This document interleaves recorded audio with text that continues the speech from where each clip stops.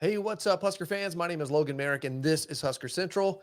I created this channel just for you who are Husker fans like myself. If you're interested in who exactly the Huskers have visited thus far of quarterbacks that are in the portal, I'm going to tell you in this video coming up. All right, so we're going to be talking about four quarterbacks who we know the Huskers have visited with. Marcus Satterfield has visited with four um, different quarterbacks in the portal. I've got highlights of them. We're going to be talking a little bit about pros and cons of each one of them, what I like about them, what I don't necessarily like about them, and what I think they bring to the team. So let's go ahead and get that started. Let's start first with Sam Leavitt. Now, if you watched my video that I have right here on my predictions on who I think would be gets for Nebraska, I talk about Sam Leavitt at the very end. And so Sam Leavitt is a freshman quarterback who didn't necessarily start, but he showed up in some games for Michigan State. He was a four-star quarterback out of Oregon. He is the number 13 quarterback in the transfer portal right now, from on three, I should say. His quarterback rating overall, and he only had 45 snaps really. So whatever. 83 was his quarterback rating out of 100. Not bad. If you've been watching this channel at all for any time, you know that I am a PFF nerd. I love the way PFF grades out quarterbacks. All of these quarterbacks actually grade out very well from a PFF standpoint. If you have any questions about what is Pro Football Focus, it was what that PFF stands for, how do they do their ratings? There's a video right here that will explain how that looks and what that goes over. So let's talk a little bit about Sam Leavitt. I'm going to get some highlights going and talk a little bit about why he's leaving Michigan State, why he's in the portal, and a little bit about him. So let's go ahead and get this bad boy started. So Sam Leavitt, again, hasn't really played a whole lot. He did play against Nebraska, which is the infamous, what I think, the no catch touchdown. He's from Westland, Oregon. He was the state's Gatorade Player of the Year, won a state championship. Like I said, he was a four-star out of high school, but he's considered a three-star in the portal. As a freshman, he has little starting experience and game time. Has a lot of upside, though. If you watch him, he does have a good arm, but I said this in the last video. He reminds me so much of Chubba Purdy. The way he moves in the pocket, he looks like Chubba Purdy. The way he stands in the pocket, the way he runs. Now he says, so here you see his arm, and he underthrows this ball. It could have been definitely a back shoulder pass, but it was severely underthrown. So here, see, this is what reminds me of Chubba right here. Kind of bouncing around, not afraid to take a hit, but kind of a run first. Now, he told Steve Simple, when Steve Simple of On 3 Husker Online talked to him and interviewed him, when he said he met with Marcus Satterfield, he wants to be known more for being a throw first quarterback, not a run first quarterback. Nice little slant pass right there. So he has a good arm. I'm not going to say a great arm. One of the quarterbacks we're going to be talking about in just a few minutes has an outstanding arm. But what I do not like about him, and this comes from the fact that he's just young. If you watch young quarterbacks going into the NFL, and young quarterbacks starting out in big time Power 5 football, they all, for the most part, kind of do the same thing. Their eyes drop when they start to feel the pocket and they start to feel a little bit of pressure. And I don't even want to say like they're just getting bum rushed or anything like that, but if they feel any sort of breakdown in their protection, their eyes drop. Instead of watching what's out in front of them and keeping their eyes up, which what makes great quarterbacks, they panic a little bit. And when they panic, therefore they run. And so the protection is not that bad. And sometimes they'll begin to run. And so that's what you see from Leavitt in those games. You see him want to run first. Now, again, there's not a whole lot of tape on him, so you can't really, but what I see there's some quarterback draws for sure in there. But what I feel like when he starts to feel a little bit of heat, instead of keeping his eyes up and letting those routes develop, which, by the way, in Marcus Satterfield, if you see what they want to do, they're more pro style offense that they're calling. So there's kind of long developing routes. There's not a lot of quick West Coast style little slant passes or whatever. So there's long developing routes. And so with that, a young quarterback has to be able to sit in the pocket long enough and climb the pocket, move around in the pocket well enough to let those routes develop. We saw with all of our quarterbacks this year, Chuba Purdy, who is my favorite out of the three, uh, Heinrich Harburg and Jeff Sims, but in Heinrich and Chuba both for sure, they don't let things, because of their inexperience, they don't let things develop. And so everybody's like, well, our receivers aren't very good and nobody's open. No, there's routes. There were receivers open. One, they just would look at their first receiver. If their first read wasn't there, then they took their eyes off and they ran, or young quarterbacks run into sacks. And so that makes the offensive line look worse than what it is. Now, again, many of you guys get in my comments saying how bad the offensive line is. I'm telling you that the offensive line is not as bad as you think it is. In 2022, they were terrible. This year, they were not that bad. What made it look bad was bad quarterback play. And I'm going to have a video coming out here soon showing you that the offensive line was not as bad as you think, and they actually all graded out pretty well. That being said, let's get back to it. So Leavitt in his 4 games flashed some potential, throwing for 15 of 29, 65%, 139 yards, 2 touchdowns, and 2 interceptions. One of those touchdowns was, again, that infamous, let's see if I can get it back up here. I think it's right here. Yep. So it is that infamous, let me bring it back up, what I feel like is the non-touchdown that we all know as Husker fans here. Fitted into a tight window, great pass, kind of a floater, but it was still a good pass in a tight window because there was some great coverage by Quentin Newsom on that. He has interest from Arizona State, Oregon State, Utah, and Washington State. Now, what's interesting, why is he leaving? Well, Jonathan Smith, who was the coach of Oregon State, is now the coach at Michigan State. And Sam Leavitt got no love from Oregon State, his hometown college. They did not recruit him at all. And so therefore, they're coming in, that coaching staff, and he's like, I'm out. I'm not sticking around for this. You guys showed me no love in Oregon State. I'm not staying for this. Can't really blame him. But I do find it ironic that now Oregon State, with their new coaching staff, is interested. He, in that other video that I talked about, he's the one that has shown initial interest in Nebraska. And Matt Rule wants players that want to come here to Nebraska and play for Nebraska. NIL is going to be part of it. We understand that. They're going to be paying money. But he wants players that don't want to come here for NIL only. He wants players that want to play for Nebraska. And I, as a fan, love that and want to see that same thing. So that's Sam Leavitt. Like I said, my biggest complaint is not keeping his eyes downfield. Now let's go into the next one. Blake Shapen. Blake Shapen is from the quarterback of Baylor.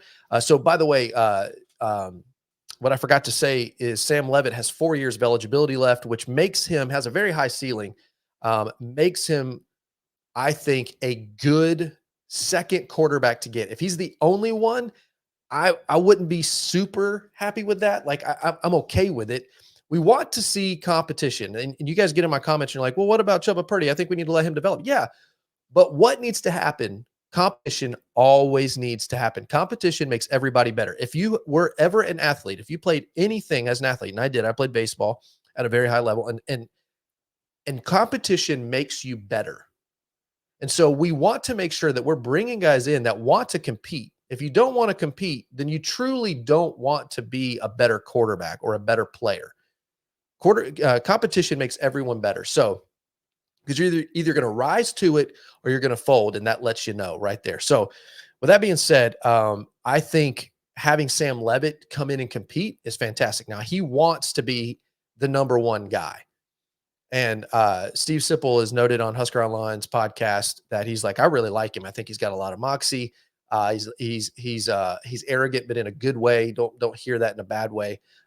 He's very confident, a little cocky is the way Steve Sipple said it. And you want your quarterbacks a little cocky, like not overly cocky, but you want them cocky, kind of walking around like, yeah, I can lead this and I can score on you. There's nothing wrong with that. So that's Sam Leavitt. Now, Blake Shapen out of Baylor. He is the number 21 quarterback ranking of transfer portal in on three. So he has 1 year of eligibility left. All the rest of the quarterbacks that I'm going to talk about that they have met with all have 1 year of eligibility left. He is 6 foot, 183 pounds. Now, Blake Shapen is interesting. And we're going to look at him here. He started out hot, very, very hot as a great quarterback. And I'm going to talk a little bit about that.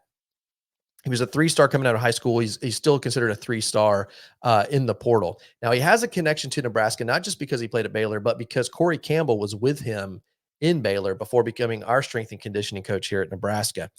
He won a Big 12 championship with Baylor over Oklahoma State. His career, he has thrown for 36 touchdowns, 13 interceptions, and he was also the MVP of that Big 12 championship. We're going to look at his stuff right now. He is a legit dual threat quarterback. Look at that. Let me just rewind that right there. Let me rewind this. Watch him run. Great legs, legit dual threat right there. I think he fits this offense really well for what they want to do.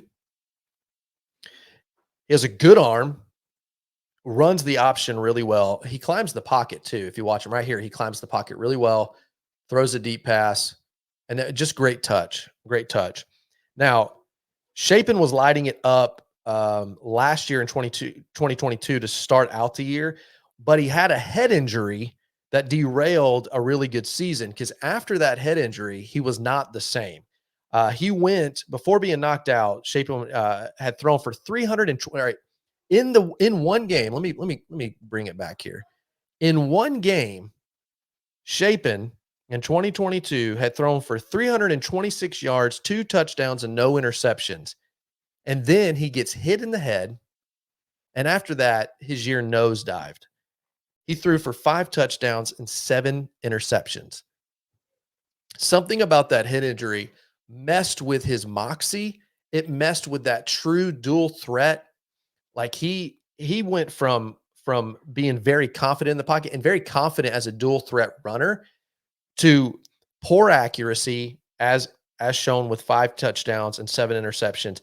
But he also was kind of nervous in the pocket and was not wanting to run. And so he played with some nervousness. Now in 2023, he kind of turned around. He turned it around in 2023 before he was the lone bright spot because I've had a couple of people comment to me because I said, what little I've been able to see of Shapen, I like, and they're like, well, he was terrible, like blah, blah, blah, blah, blah. Now their offense was terrible. He was the lone bright spot from what I can see and everything when I'm reading in local Baylor newspapers. Says he's the lone bright spot in a very bad offense. Like everybody around him was not very good. The offensive play calling, not very good. And Shapen missed 3 games because of a torn MCL. So he didn't exactly have a great 23. He was starting to turn things around and then got hurt. So he played in 8 games. But overall, his numbers from a PFF perspective, he grades out pretty well. And I don't necessarily, he's not my first choice, but if it was Sam Leavitt and Blake Shapen coming in to compete against Chubba Purdy, I wouldn't necessarily balk at it, but he's not my first choice as far as these other 2 that we're going to talk about. But he's not bad. He's just had some bad misfortune. But I mean, at the beginning, the guy was a legit dual threat, lighting it up. Again, the Big 12 championship MVP and won a Big 12 championship. So the guy knows how to lead and he knows how to win. It's just a matter of injuries and things kind of mess with your confidence. That kind of stuff can get in your head. And I think that there could be a possibility that just changing scenery, changing coaching could be good for him. So that's Blake Shapen out of Baylor. Now let's look at a surprising one. Now, Kyle McCord, Ohio State's starting quarterback from this past year, 11-1. 11-1. And his only loss was to Michigan in the Big Ten championship. And you say, okay, well, he threw for 2 interceptions. If you go watch that game and you do the breakdown of everything, yes, That first interception was really bad. Second one, I mean, it is what it is. But he actually had an above average from a statistic standpoint. He had a above average game, and so his one loss to Michigan. And I want to just remind Husker fans out there, we got blown out by Michigan. His one loss was to Michigan, and that one loss, Ohio State fans ran him out of town. That's the reason why he's transferring. Ryan Day would not promise him to come back. So he has 1 year of eligibility left. Would not promise him one more year of being a starter. So he hit the transfer portal. Fans wanted him out. And as a Husker fan, I welcome him with open arms. They met with him today. Marcus Satterfield met with Blake Shapen in Waco and then flew to Columbus and met with Kyle McCord. Now, Kyle McCord is the number 5 quarterback in the, according to On3 in the portal. He's 6'3", 215 pounds. Now, listen to this. He has an 83.7 QBR total, but he is 131. His rating is a 131.2 against top 25 teams. I will take that all day. Against true competition, he meets it. Okay. Let's look at Kyle McCord. If you've not watched much of his tape, here you go. So Kyle McCord has a big arm. He has true NFL size at 6'3", 215 pounds. Big arm. I mean, he throws that seam route so well. If you want to get tight ends involved, that's how you get tight ends involved. Look at him right there. He's not antsy. He's got time. Look at him. Finds the receiver. Now can he run? Yes. That is not his game. I would say that is the worst part of his game. Now he came out with Caleb Williams and Drake May, and he was still one of the top. He was a 5-star out of high school, as a 4-star in the portal. But he came out in the same class as Caleb Williams and Drake May, and still was one of the top 5 quarterbacks in the nation. And you can see why. Just big arm, big guy. And so for the season, McCord threw for 3,171 yards, 24 touchdowns, 6 interceptions, giving him a 65.8 completion percentage. I love watching this guy just absolutely spin it. He is a true pro-style quarterback. Now, you're not going to be doing a lot of options with Kyle McCord. That's where it's different. But I think with these long developing routes that they want to do and throw in the deep pass, Kyle McCord is your guy. Look at him. 3-step drop, put that back foot down, throw it up for your guy to go get it, Marvin Harrison Jr. He's from Philadelphia. So Rule and his staff have connections because of Temple being out in Philly. So playing at Ohio State. Here's another thing. I've heard multiple people have commented to me in the comments that whoever we go get has to be able to handle the pressure of being a quarterback for Nebraska. 100% agree with that. Being in Nebraska is like being in a fishbowl. It just is. Scott Frost hated it. And the funny thing is, if Scott Frost played here, you would think you would know that.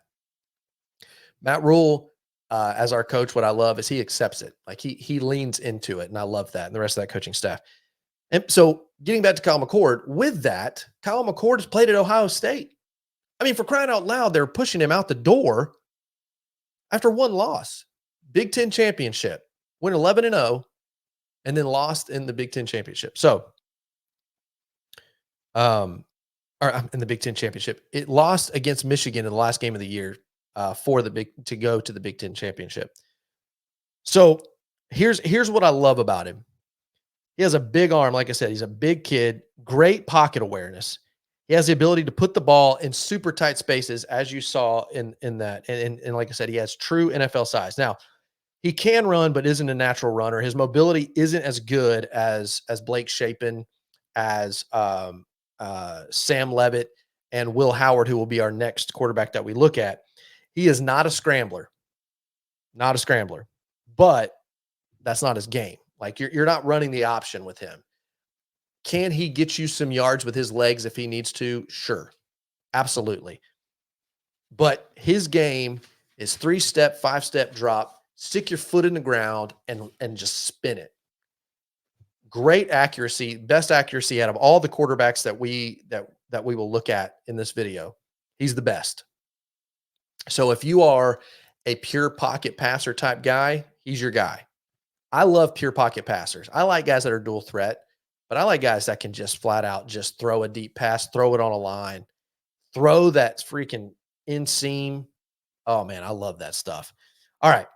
Last guy that we're going to look at before we end this video is a guy we're all pretty familiar with outside of Kyle McCord, and that's Will Howard out of Kansas State. Will Howard, a 3-star coming out of high school, but is a 4-star going into the portal. He has elevated his game for sure. He is the number 3 quarterback in the portal, behind Dylan Gabriel and Cam Ward, and then it's Will Howard. He is 6'5", 242 pounds, so he has that big NFL body. He also 1 year of eligibility left. So Blake Shapen, Kyle McCord, and Will Howard all just 1 year of eligibility left. Now, his QBR is 75.3 for the year, but has a QBR of 150 against top 25 talent. Now, let's look at some Will Howard. Will Howard is a true dual threat quarterback. Big guy, not afraid to take some hits. Was in the Big 12 title game in 2022. Of course, they lost to TCU. Now you see them there just getting smacked, but for a touchdown. For his career, he has thrown for 5,786 yards, 48 touchdowns, 25 interceptions. But adding to that, 934 rushing yards total, and then 19 touchdowns on the ground with his legs. Like I said, he is a true full dual threat quarterback. With that NFL size, I mean, he's just a bit. I mean, look at him, man. He's a big kid. Big kid. He gets the ball out quickly in an offense that does not really huddle. And here's my biggest thing. Like I said, he doesn't shy away from contact. Let me pause this and bring it back here. Here's something that drove me stinking crazy as a Husker fan this year. The clock management was awful. They were slow to get moving in 2-minute situations, 4-minute situations. We huddled up every stinking time and we had no timeouts. And we're huddling up anyway. Here's what I love about Will Howard. The offense that he came from, they ran a lot of no huddle. That's what I want to see in Nebraska. I'm not necessarily saying we run no huddle the entire time, but I want to see a quarterback that is so comfortable to lead his team, his offense down the field. They don't have to huddle up every time. They know the offense. They know what they're supposed to do. They know where they're going. He gets the ball out quickly, and the biggest con for Will Howard is he is not as accurate as Kyle McCord. He's accurate, decently enough, good enough, but he is not like Kyle McCord. Kyle McCord fits that, man, in a tight window. Not necessarily him. Doesn't have as big an arm as McCord does. He still has a good arm, but it's not a big arm. He's better with his legs than he is with his arm, but he's still a good passer. Don't hear me saying he can't throw the ball. He can. He can still spin it. Like I said, he is good at running the RPO, which fits this offense like a glove. The downside to Howard is he has had fumbling issues in the past, and doesn't have the strongest arm, like I said. So, but here's the other thing about him that I thought about, because I'm like, wait a second, Adrian Martinez was there last year. And Kyle McCord has been at K-State for 4 years, and he's only truly been a starter this past year.